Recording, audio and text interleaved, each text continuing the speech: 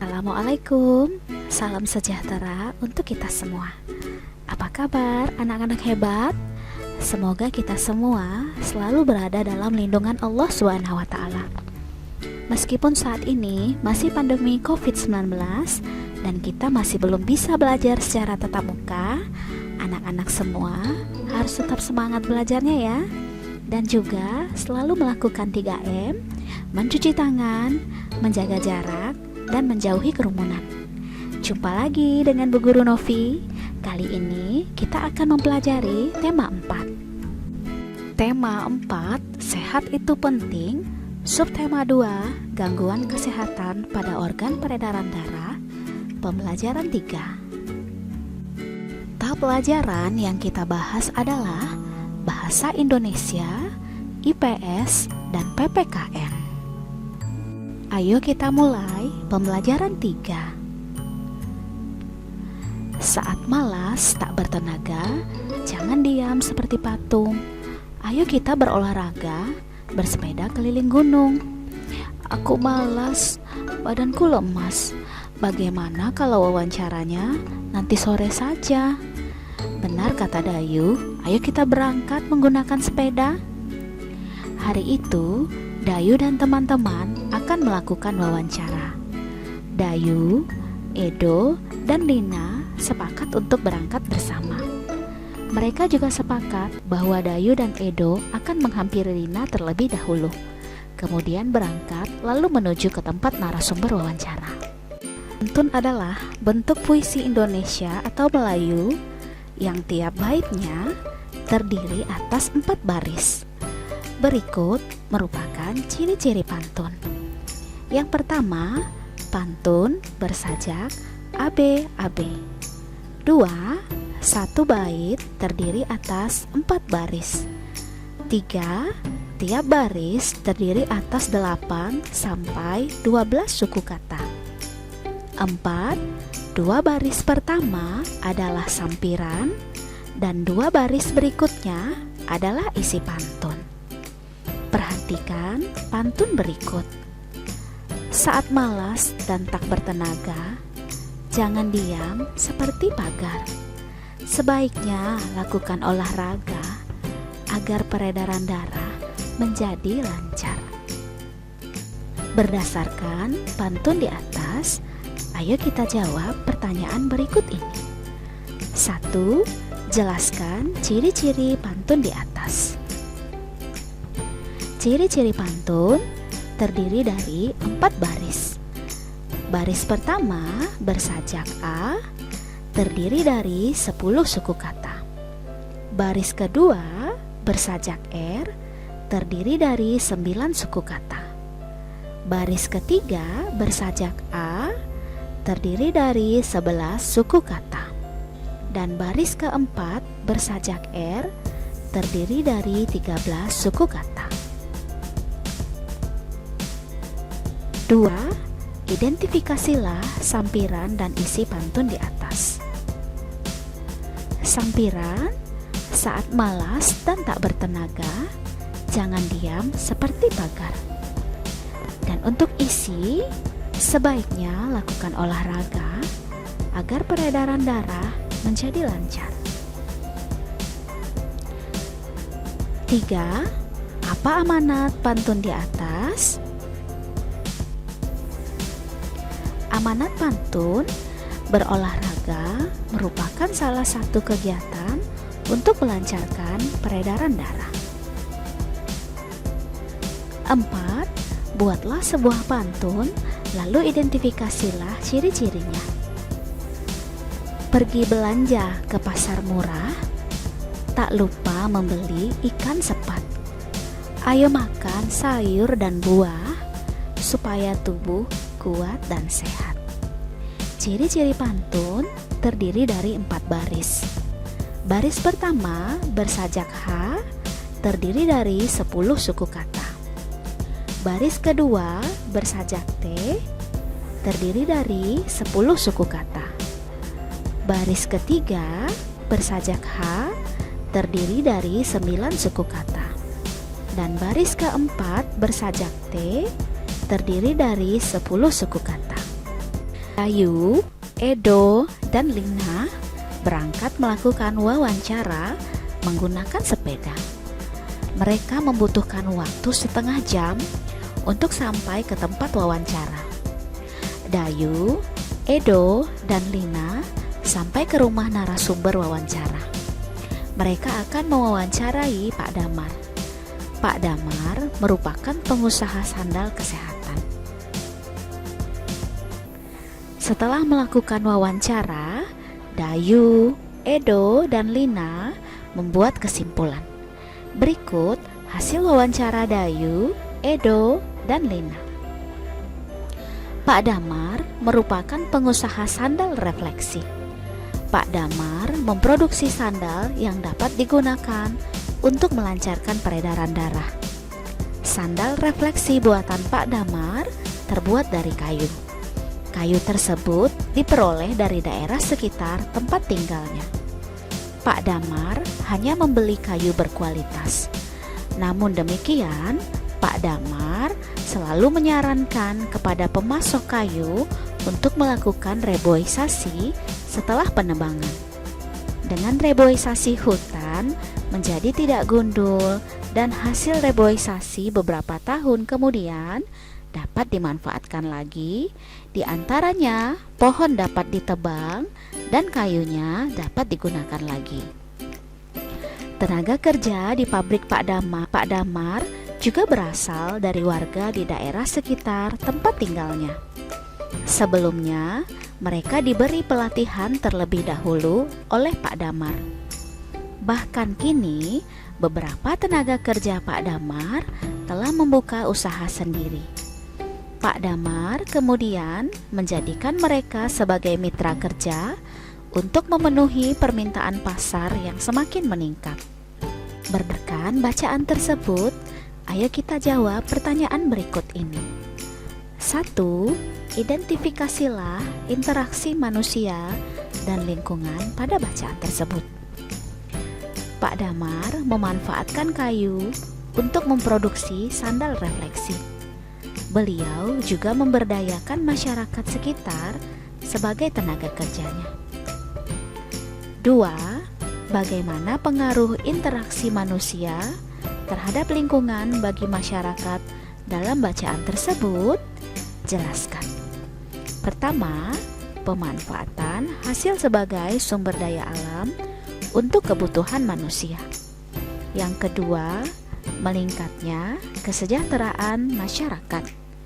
Yang ketiga, terbukanya lapangan kerja bagi masyarakat. 3. Apa manfaat usaha Pak Damar bagi masyarakat di sekitarnya? Jelaskan. Yang pertama, meningkatkan taraf hidup masyarakat. Yang kedua, membuka lapangan pekerjaan baru. Dan yang ketiga, memenuhi kebutuhan masyarakat terhadap sandal refleksi buatan Pak Damar. 4.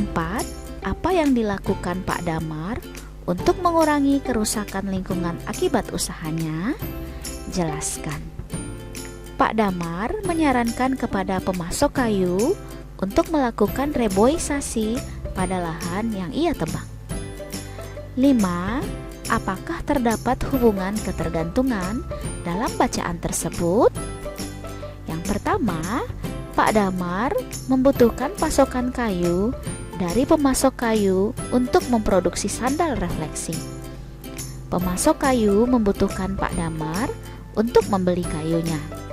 Dari hubungan ketergantungan tersebut, keduanya memperoleh keuntungan berupa uang. Yang kedua, Pak Damar membutuhkan masyarakat di sekitarnya sebagai tenaga kerja untuk membuat sandal refleksi.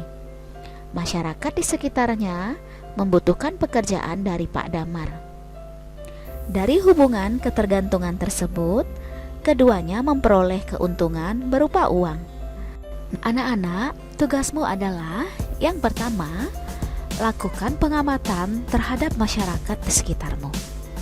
Yang kedua, identifikasilah aktivitas masyarakat di sekitarmu yang berkaitan dengan pembangunan sosial budaya.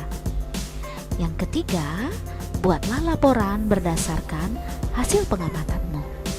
Yang keempat, presentasikanlah hasilnya. Sore itu, dusun tempat Dayu tinggal akan mengadakan pemilihan ketua RW.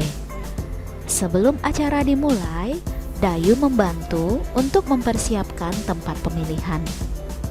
Dayu membantu memberi alas di setiap meja. Dayu menyapu lantai ruangan tempat pemilihan. Dayu juga membantu mempersiapkan makanan dan minuman untuk panitia pemilihan. Anak-anak, apa yang akan kamu lakukan jika di lingkunganmu akan mengadakan pemilihan RW? Kamu dapat menuliskan pendapatmu pada tabel berikut ini. Yang pertama, turut serta dalam gotong royong menyiapkan tempat pemungutan suara. 2. Mengamati jalannya pemilihan ketua RW. 3. Membantu para ibu menyiapkan makanan. 4.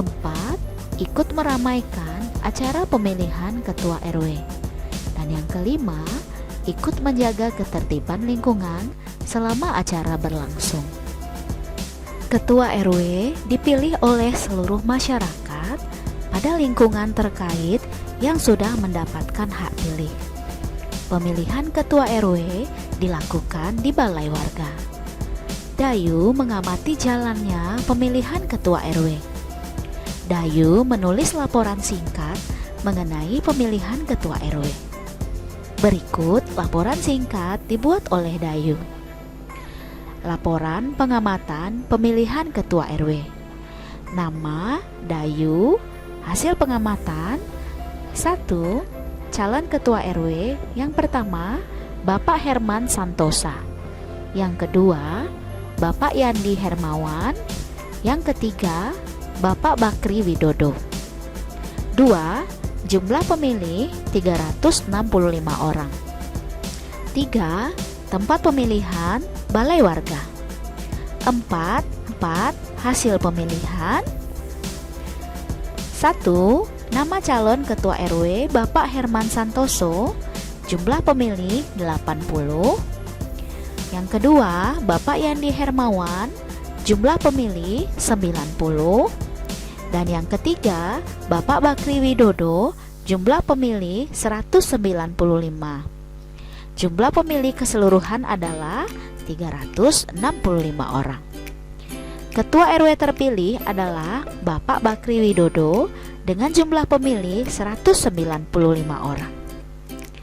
Sebagai warga masyarakat, kita bertanggung jawab untuk mengamati pelaksanaan pengambilan keputusan, baik dalam pemilihan ketua RT, ketua RW, maupun kepala desa.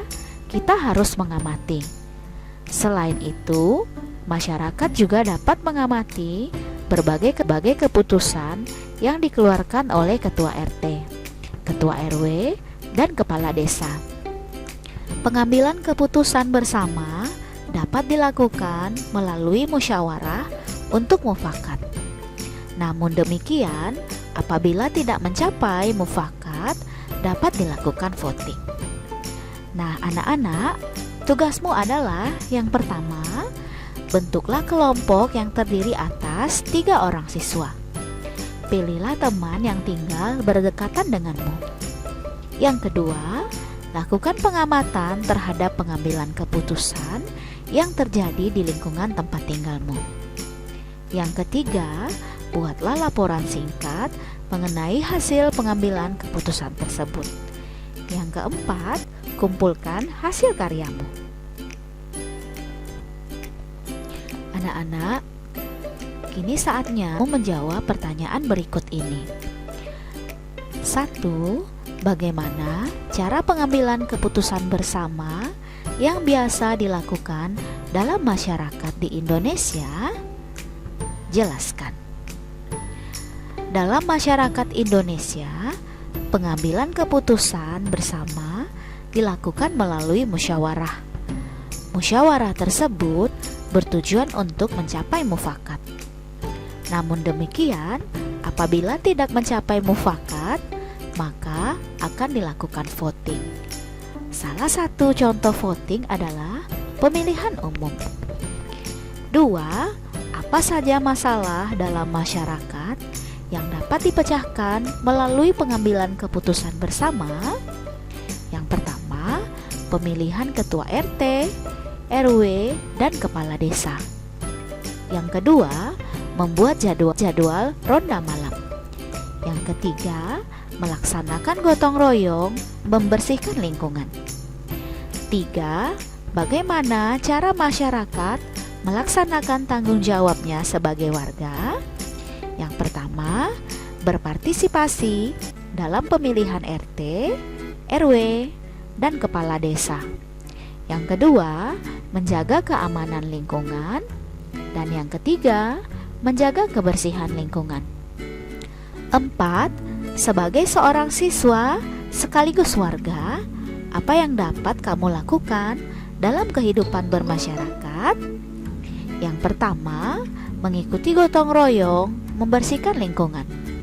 Yang kedua, berpartisipasi dalam pemilihan RT atau RW dengan cara berikut: turut serta dalam gotong royong, menyiapkan tempat pemungutan suara, mengamati jalannya pemilihan ketua RW, dan membantu para ibu menyiapkan makanan. Demikianlah video pembelajaran kali ini.